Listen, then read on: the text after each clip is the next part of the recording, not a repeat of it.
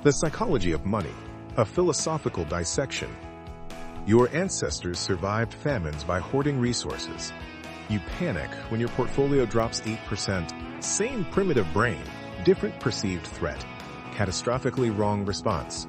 This is the central paradox Morgan Housel excavates in The Psychology of Money, a text that isn't about wealth accumulation, but about the invisible psychological architecture governing every financial decision you've ever made.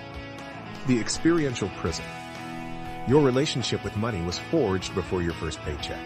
If you witnessed your parents lose everything in the 2008 financial collapse, you're not conservative with investments. You're traumatized. Your nervous system interprets market volatility as existential threat. If you came of age during the longest bull market in history, you're not optimistic. You're dangerously naive, operating without the scar tissue that creates genuine risk assessment.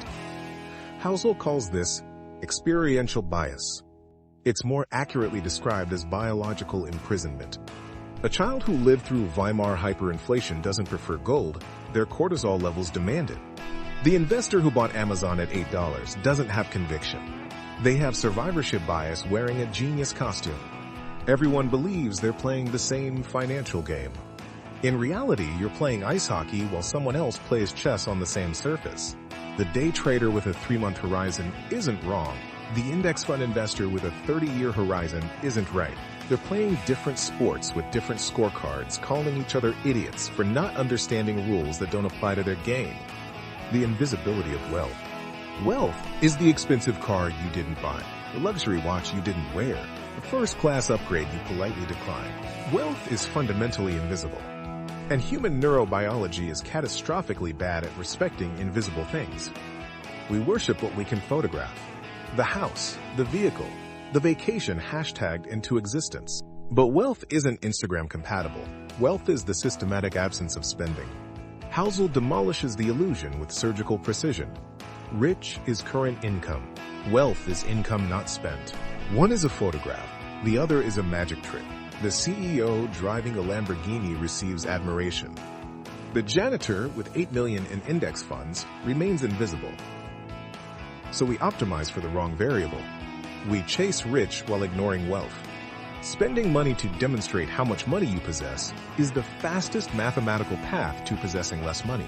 Your status seeking isn't personality. It's a biological algorithm designed for tribal survival on the savannah. Terrible algorithm for compound interest. The margin of survival. The mathematician who maximizes returns isn't wise. He's fragile. The supposedly irrational investor maintaining 20% cash during a raging bull market?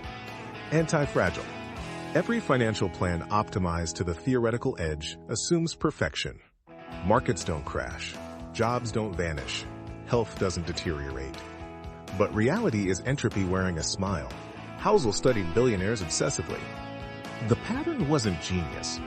It was paranoid survivalism with massive room for error. They could be wrong 12 consecutive times and still survive.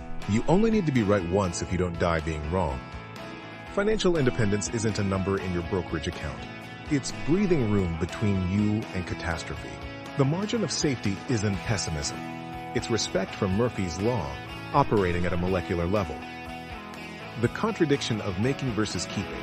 Making money requires optimism, risk tolerance, and courage.